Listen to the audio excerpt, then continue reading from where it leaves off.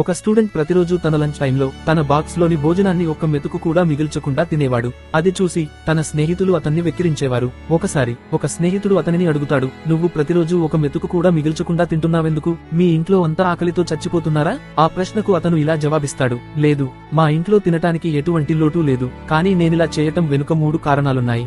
మొదటది, మా నాన్నపై ఉన్న గౌరవం. ఆయన మా కోసం ఎంతో కష్టపడి మాకు భోజనం పెడుతున్నారు.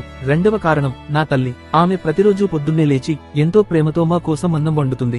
ఇక 3వ కారణం ఏమిటంటే, పగలు రాత్రి ఎండా వాన కష్టం నష్టం అని తేడా లేకుండా మనందరికీ అన్నం పెడుతున్న మన దేశపు రైతులపై ఉన్న గౌరవం వలన. ఆ పిల్లాడి మాటలు విని అతని స్నేహితులు సిగ్గుతో తలవంచుకున్నారు. ఈ వీడియో చూసే వాళ్లందరికీ చిన్న విన్నపం, ఎప్పుడూ భోజనాన్ని వృధా చేయవద్దు. ఎందుకంటే మనం ఆకలితో పడుకున్న రోజునే ఒక్కొక్క మెతుకు విలువ మనకు తెలిసి వస్తుంది. అన్నాన్ని అగౌరవపరచటం అంటే దానిని గౌరవించమని చెప్పిన మన సంస్కృతిని మనం అగౌరవపరుచుకున్నట్టే. ఈ వీడియో మీకు నచ్చినట్లయితే ఒక లైక్ చేయండి. మీ అభిప్రాయాన్ని కామెంట్